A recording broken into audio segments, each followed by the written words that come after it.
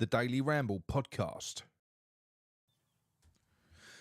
Oh, good morning, my awakening wonders. No, I'm not Russell Brand, I'm Nick. And I did it. I got up at 5. I hope you're all well. I got up at 5, done a bit of exercise. I'm going to introduce you to a little snippet of one of James's exercise routines later. You'll love it. It's really good. So I've done it. My eyes are still like 2 piss holes in the snow, but I'm far more awake than what I otherwise would be. You're going to have to put up with that, honestly. I'm terrible in the mornings, right? So what we got here? We've got James. There ain't going to be that many people this time in the morning, I don't think. So how do I... Oh, there we go. Right, I'm just going to use your comment, James, just to position that. 1 minute. There we go. Good morning. Mark Watson, you all right? And we've got Mick. We've got a few of you, look. Right. Oh, look, we've got Leonardo as well. You're overseas, though. You're overseas. What time is it? 1:30 in the morning. Oh, fair play. Fair play. Right, well, look, what we're going to do, the format is, let me just run through this with you. So I'm going to try and make it between 20 minutes and a half hour every morning. We're going to run through the news, some of the news. There is something I want to focus on today's show before we go into something else. What I've got for you today, I thought I'll make this interesting. If I'm doing this for 30 days, why not make it something meaningful as well? Now, I'm going to go into what this diet is a little bit later, but this is a diet that I've had for about 10 years, right? I've not done it myself for about the last 4 years. But it's something that's still used to this day by the bloke that I work with, and he's fit as a fiddle as well. What he does is he uses it to cut down before he goes on holiday to just strip off that last bit of fat, so he looks good in his budgie smugglers. So it's good for all weights. In fact, the more weight you've got, the more you will lose. But it's brilliant. It's a 2-week exercise. I'm not gonna tell you the recipes every day, which will probably piss you all off because you're gonna want to go out and do all your shopping in one go. But sorry, I want you to watch me every morning. So I was going to start today, but I'm not going to now. I'm going to start tomorrow so that we can all do it together. So what I'll do is towards the end of this episode, I'm going to share with you the meals for tomorrow. Now, to make it easier, to start with, it's wholemeal toast and pink grapefruit in the mornings. But I will share the recipes or the ingredients for what you need tomorrow moving forwards. But what it is, where this comes from, right? It's called the chemical diet. It's something that you do for 2 weeks. So we're going to do it for 2 weeks. For those of you that do want to sort of join me with it, it's not. There's no starving yourself. You do have 3 meals a day, but you have to eat the meals in this order because the science is that your meal works off the previous meal, and you can eat within reason. You can eat as much as you want to eat as well. So. And it is a bit of a secret. There's about 8 people I know that I've given this diet to over the years because, like I say, we got this from a footballer that we know, a Premier League footballer, and this was the diet that was issued to them when they came back off of their summer holidays. When they've all put on a little bit of weight. So this was basically a cheat sheet for them that they got given, and it's called the chemical diet. I don't know whether that is the set. I don't know whether there is any real science in it in terms of. This meal works off the last meal. All I can tell you is it fucking works. It works 100%. In 2 weeks, you'll lose 10 pounds to a stone. No problem at all. And it's not a difficult one to do either. There's some weird shit in there, like when you get to, there's one meal where you got to have, there's cottage cheese one day, which I never eat. But by the time you get to cottage cheese day, you love cottage cheese because you're hungry. So yes, I will do that. I will release it for you. And it's good if you're going to the gym as well. So if you're going to the gym and you're working out, this will help you. And there's quite a lot of protein in there as well, so you won't lose muscle mass or anything like that while you're doing it. But yeah, it's good if you want to trim down. If you've got a holiday in about a month's time, perfect for you. Trust me. So I'll share it with you later on, and we can go through that together. And then what I might do once the 2 weeks is up, we'll build onto something else. We'll see if we can continue it. Maybe do a 30-day challenge. To all those people that are going to do that as well, also try and work in some exercise as well. You should do that. Your cardio, if you can't run and you can't do anything like that, go for a walk. Go for a walk for an hour. Just get your step count up, get yourself moving. And resistance exercise is very important as well. which is something we've got a ridiculous library of now because Jay's been populating that on our network, and that's just utilising sort of light dumbbells, resistance bands and stuff like that. The older you get, your muscles start wasting away, so it's incredibly important for people, especially the older you get, to start doing more resistance training. It is, and it gets your metabolism going as well, so it's good. All feeds into that sort of losing weight. But anyway, look, we'll get into that in a little bit. With regards to West Ham news, look, the big news at the moment is that Louis Gilherm. I don't know how you pronounce his name. I haven't got a clue. I think that is it. I think that's how you do pronounce it. But he's. It looks like it's almost done. So this means that we're still in talks with Corinthians, because I thought it was either Wesley or Gilherm, but it's not. It turns out Wesley is a left winger who we're still very much interested in, and it's going to either be Wesley or that Jota Silva, the Portuguese guy, on the left-hand side, but it's looking like it's probably going to be Wesley. I just think that Corinthians are playing hardball, because I think coming towards the end of their season, he's started to really pick up form. He's playing really well, so they probably want to try and squeeze another few million out the deal, which is fine. You can understand it. With regards to Louis Gilherm, this is a player that so many big clubs are interested in. Bayern Munich, Liverpool, Chelsea, I know Brentford as well. But there is sense to this, right? So you might think to yourself, well, hang on a minute, how are little old West Ham going to go up and compete against the likes of Bayern Munich for a player like this? Well, it's very simple. The agents of these players who look after them, and a good agent will also look after the best interests of that player, the development of that player. How many times do you see a young prospect go to a Man City or a Bayern Munich and they just sit on the bench and they waste away? Those are vital development years. Imagine Declan Rice at 18, if he did that, if he went and didn't have that development time at West Ham, he would never be the player that he is now. So it's an important stage in, don't matter how good they are, because if you're good at 18, you're only a small part of your potential. So you've got to continue your evolution. How do you do that? Well, I think you do that at a club like West Ham, and that is what an agent will sell a player. So whereas before we weren't really in for these players because of David Moyes, because according to him, until you're 28, you're not ready. So now that's different. Now we've got a different focus. Tim's been given free rein by the look of it. We're going out there. We are looking at getting these young talents before anyone else gets them, because you only get one chance to sign Louis Gilherm if you're West Ham. That's now, not in 3 years' time when he's worth 100 million or whatever it is. And there's two reasons for it as well. So this is why I'm trying to reassure you why we do have a chance with these players, and that's because the agents of these players will look at it from the player's perspective. They'll go, it's better for them to go for an interim move, continue their development. It'll be better for their own development, but also for their own personal gain, an agent as well. Because if you've got a player, say one of your clients is Louis Gilherm, that's your player. You don't want him going to Man City from Flamengo or wherever it is. He played Palmeiras. You don't want him going straight to Man City, because you'll make one agent's fee off of that. That's it. He's gone. He's gone. He's there. Finished. No. You want him to move to West Ham. You want to give him a platform, the best possible platform, where he can kind of grow and develop. So you'll make a nice big fat agency fee off of the move to West Ham. And then you know that in 2 to 3 years, you're going to make more money again.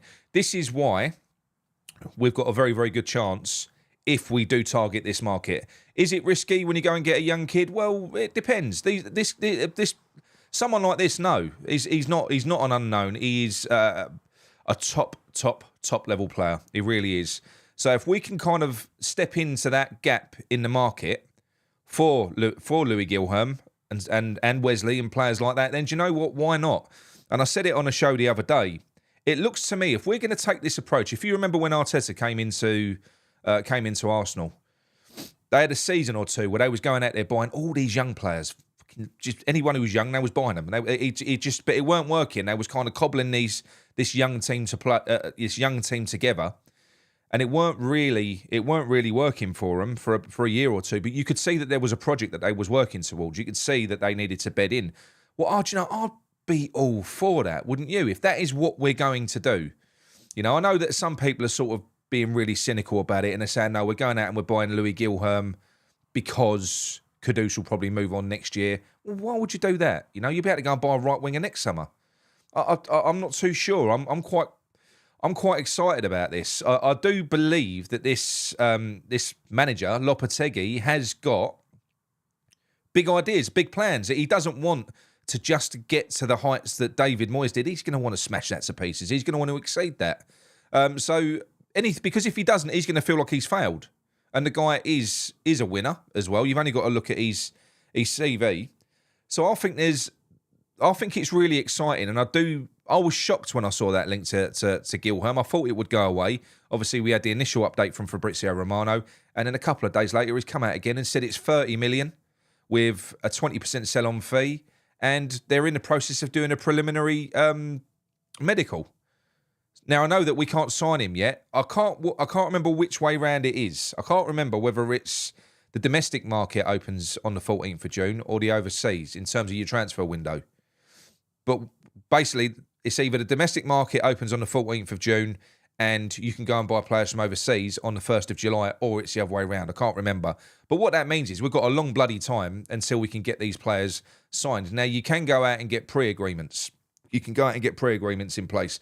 Now, I didn't really know how binding pre-agreements were, so I've done some reading, I've done some digging as of yesterday. Turns out they're not binding. They're not. So this worries me. This worries me that we're being very public with our business at the moment, going out there, going for such high-profile players, because we can do what we did to Palace with Flynn Downs. Somebody else can do that with us, even if there's an agreement in principle. Nothing is binding until that transfer window opens. That's the only legal time that a contract can be signed. Up to that point, a player can go. So I'm a little bit uncomfortable, I'll be honest, and I'm going to be. What's this? International players 1st of July. So that's what I mean. We've got a month. So this Louis Gilham, he ain't coming over here for a month. And this is being played out in the media, and it's being played out through Fabrizio Romano. This worries me because Fabrizio Romano is directly connected to Tim Steidten. So I might have nothing to worry about here, but you're talking about proper top-level players. So we've gone in early. We've gone in, we give you 30 million, 20%. So we've made the first bid. If somebody wants to sort of line up a second bid, in the last hours, goes to Palmeiras and go, tell you what, give you 35, give you 40, and, you know, Gilham, I'll give you 25% more on top of what West Ham are paying you. I'm just paranoid. It's making me a little bit nervous. I don't know why it's being played out in the media is what I'm saying. I know that sometimes it's not always out. It's not always from our side. So the agents of the player, it's in their best interest, especially if there's still a month to play out before he has to move, is to market that player and to say, look, West Ham are going to buy him. Does anyone else fancy him? So it would probably leak anyway because the agent of that player would do that. But the thing that bothers me most is where it's coming from, and it is coming from Romano, who we know is really closely connected with Tim. So I hope it doesn't come back to bite him in the arse. But it is, look, it's really exciting. I spoke to someone about Louis Gilham because I don't know an awful lot about him. I've just seen the same show reels as you all have. He looks amazing, right? But from what I saw on the show reels, it's an awful lot of right-wing play comes from the right-hand side, which, again, confuses you a little bit because we've got Bowen and we've got Kudus, who are most comfortable out on that side, although Kudus, I think, should be played through the middle. But, yeah, Louis Gilham, apparently, this is from an agent who is not his agent, basically. He said, I wish he was my player. He said he is a fantastic player. There's no two ways about it. And this is an agent that's trying to get West Ham to sign other players as well. But he said, no, he said, I'm not going to lie to you. He said, he's absolutely mustard, this kid. He said, he's brilliant. And he said, in his eyes, he's not just an agent, he's a scout as well.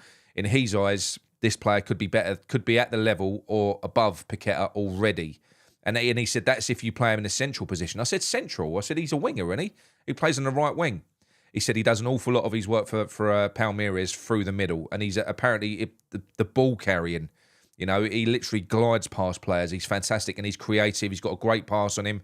He's just, he's brilliant. So this player could actually be the Paqueta replacement. He could be. He might win. Well, obviously, we're not bringing him in as a right winger, are we?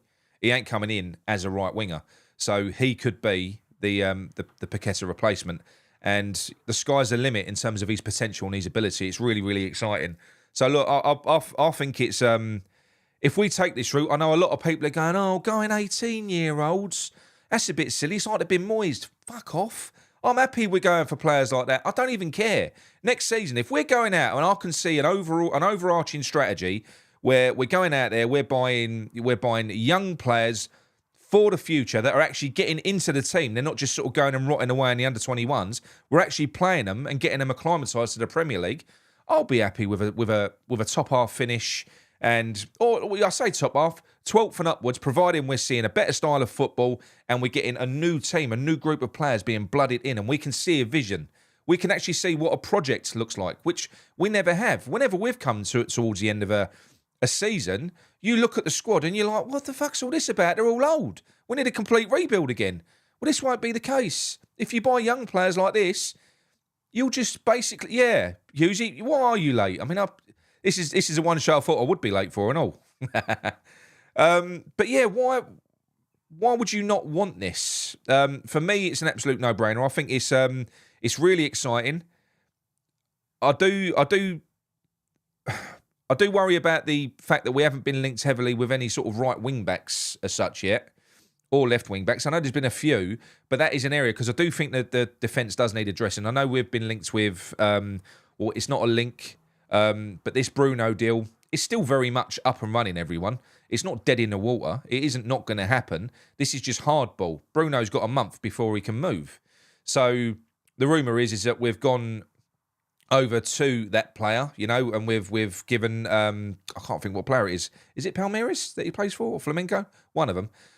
One of the Brazilian teams. Anyway, we've given him an offer. They've accepted it. We've negotiated with the player. He's happy to come to England. He is. He's 28. He's not a kid. He's happy to come to England.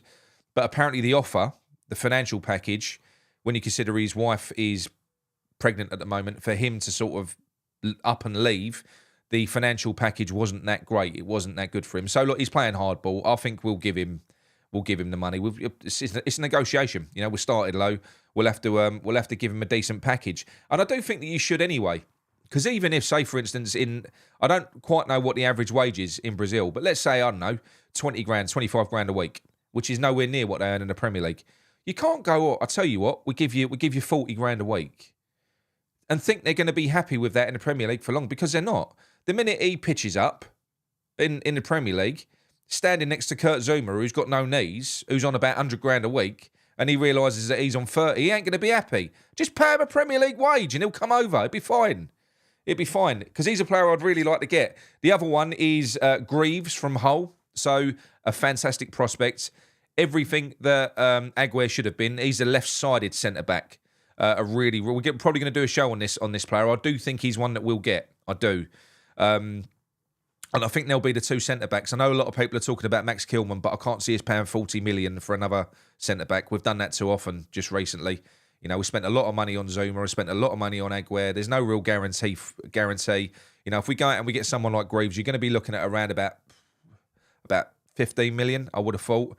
And you've got a superb centre-back there. And like I say, he's everything that Aguirre should have been.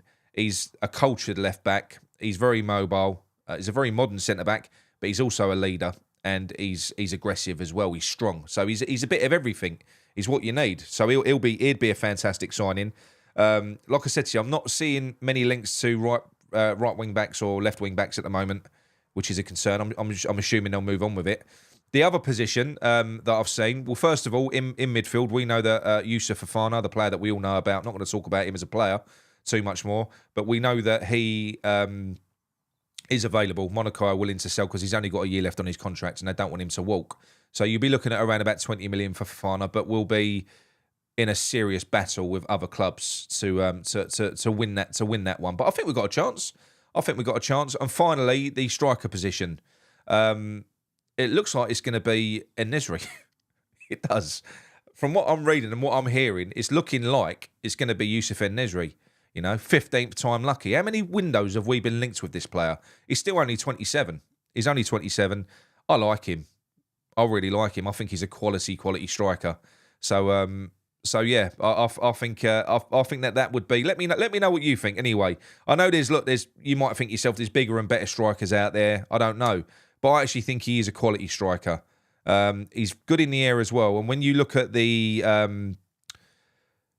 stats from a typical, well, if you just focus on the Sevilla seasons when Lopetegui was a manager, they put a lot of crosses in. They put an awful lot of crosses in, and we are looking at wingers. Jota Silva, Wesley, this Gilherme, whatever his name is, he can play out wide as well. But look, I'll tell you what I'm going to do. This diet, I'm not going to put it up on the screen on this one. I'm going to tell you. But how this is going to run. So this is going to start on Tuesday. So you're not starting today. You're starting on Tuesday. All right. I'm going to read you out the sheet. So right, it says this diet may be done for 2 weeks only, and it says on the sheet it is guaranteed to lose 14 pounds in those 2 weeks if you do it for 2 weeks. There you go. See, I've lost more than that, by the way. I lost almost 1.5 stone once before Turkey. I looked well fit. Look good in me budgie smugglers. Once you've lost your required amount of weight, you can stop. It says all foods must be boiled, steamed or smoked. No added fat. So these are the overarching rules, people. No salad dressings, but you can use lemon juice or vinegar. All tea or coffee must be taken black. Diet drinks and sweeteners are permitted. And it says no eating snacks between meals. Meals should be taken in the correct order. No swapping days about. You're not going to have a chance to do that anyway because I'm only going to tell you it daily. No swapping days about. This is a chemical diet, and each meal works off the previous meal. When making vegetable salad, use any vegetables that you wish. Okay, so breakfast is the same every day, and that is half a grapefruit. It's not a pink grapefruit, sadly. It's a grapefruit. So it's half a grapefruit and a slice of dry wholemeal toast, and you can have your tea or coffee in the morning. So that's your breakfast. That's the same every single morning. And on Tuesday, your lunch is going to be lean cold meat and tomatoes. So what I used to do was boil up some chicken breast, or you know, depending on what you probably do an air fryer, but without frying it. Couple of chicken breasts and some cherry tomatoes. I used to yeah, that was absolutely fine. That's quite a nice lunch. It's a nice way to start it out. And for dinner, you have your fish and salad, and it's it's a vegetable salad, so it's any green veg as much as you like. So for dinner, it's fish and green vegetable salad as much as you like. So that's your 3 meals. So you have toast and half a grapefruit in the morning, wholemeal toast. You have your lean cold meat and tomatoes. I had chicken and tomatoes. And then for dinner, fish and green veg. And as much as you want, within reason, like I said to you, because you do get to steak day as well. Steak day is amazing. It is how many days in is steak day? Let me tell you. 1 minute. That's a long way in. That's 6 days in. By the time you get to steak day, it's like the best treat ever. It's amazing, honestly. Trust me. So, like I said to you, I'm not gonna tell you what the full recipe is. The full recipes are. I'm going to tell you them daily. So if you want to join them with me, I'm going to be starting that tomorrow. All right. Now, what I am going to show you, because what we've got is on our platform now. We've got Jay, who you've all met before. On this channel. He's multifaceted in terms of his specialisms, what he can do. So look, we know that he's a cancer coach. We know that he's a therapist as well. But he started out as a personal fitness trainer, one of the best in central London as well. You know, he used to work in the central office at Fitness First, and he started doing that again for us now. So he's putting on. So basically, you've got your own. No kebabs, Iggy, no. So you've got your own personal fitness trainer on this platform. So what I'm going to do, he does exercises that you can do indoors. Some of them, it's basically so it's accessible for everyone. So irrespective of, you know, your age, your mobility, there's different exercises in there for everyone. And some of it can be done with no equipment, and some of it can be done with absolutely minimal equipment. So exercise bands or dumbbells and stuff like that. But what he did last night was he done an intense workout with no equipment. It was basically like a 30-minute circuit. And I'm just going to play the video for you now. So this is just a little clip of Jay basically biting off more than he can chew. And he got to the stage in the exercise where, because there was no breaking in this, I think you had like 10 seconds between sets. And he lives in Spain. You can see he's sweating. But this is honestly, it's brilliant. God, I'm going to play this for you now. So this is, and it is intense. I'm going to do this one later. But here we go.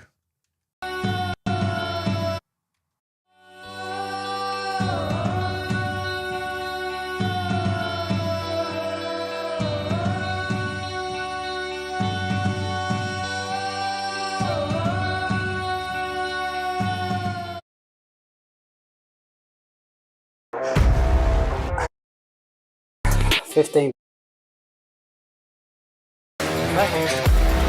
Horrible. Again, horrible. Whole football exercise. Okay, off you go. Go at your own pace.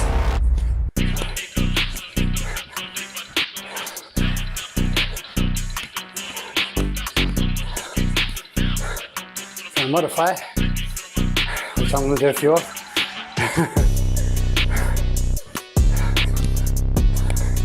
Again, just keep moving. Keeping your core nice and tight. Normally, at this point, I'd be trying to say something profound and lovely. But I can't fucking breathe in a minute.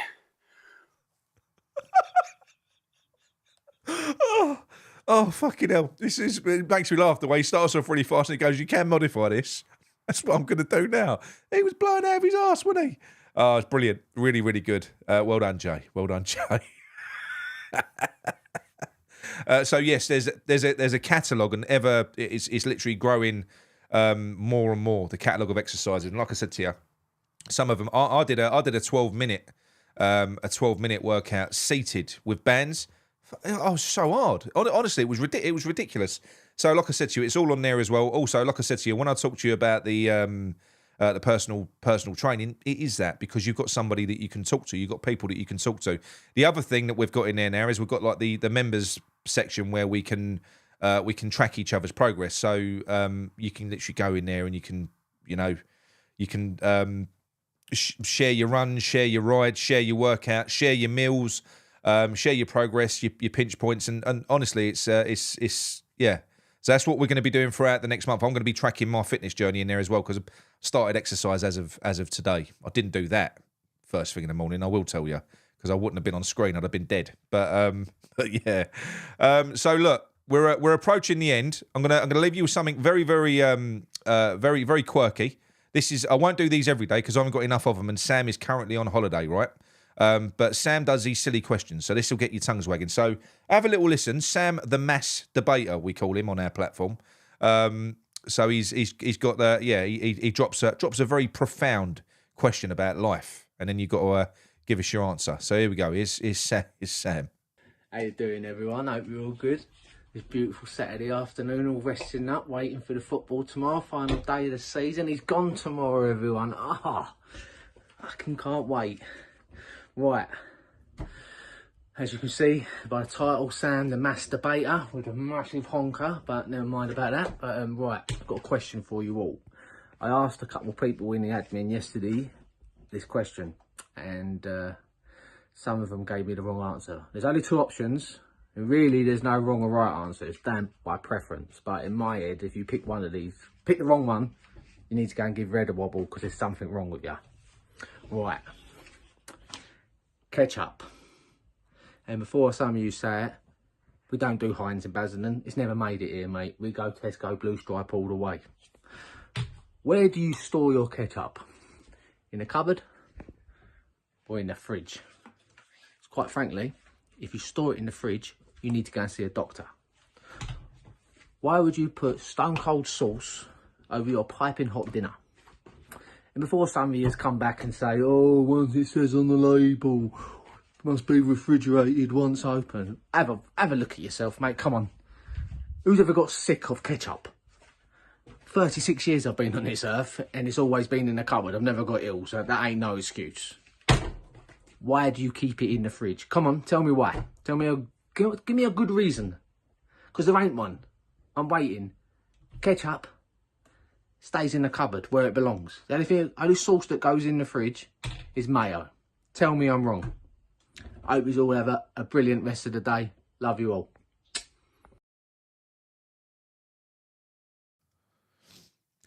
Cheers, Sam. See, very hard-hitting question there. Very, very hard-hitting question. For me, I'm sorry to say, mine goes in the fridge. I don't know why. I don't mind having cold sauce. It's quite nice, you know. Even I know I even have ketchup on a roast sometimes. I know you're not supposed to, but I do. I don't know. I don't know why though, because whenever you do go and buy ketchup, look, they store it on the shelves, don't they? So I don't know why we put it in the fridge.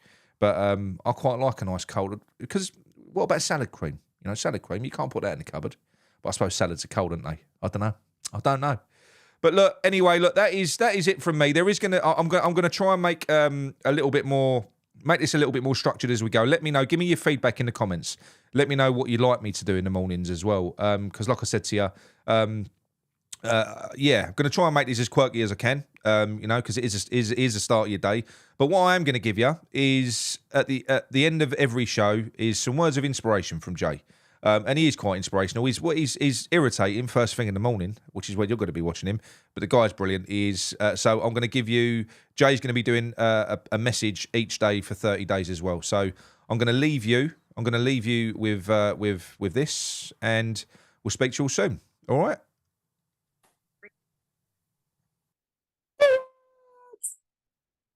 What's happening, you wonderful people? It's your mate Jay. Look at me background. I'm so fucking impressed with that. And like Gary with his thumbs when we go on the show with his thumbs. Anyway, so day one of Nick's 30-day journey into morningness. He's up early. Is he up ranty? Let's hope so. So, following on from my lovely mate Nick, wherever he's been, just wanted to say this. This is day one. Oh, itchy snoz. Keep it in, not cutting it. Day one of my little daily messages to you. So start off with one. So this will carry through the rest of your journey that we have to agree on. We have to define terms. All right. So you see you. Yes, you. You are the only you that ever was, is, and will be. There's never been another one of you before. There's not another one of you now. There'll never be another one of you again. Fact. So what does that make you? A one-off? Unique? Special? Are you living your life like you're a one-off?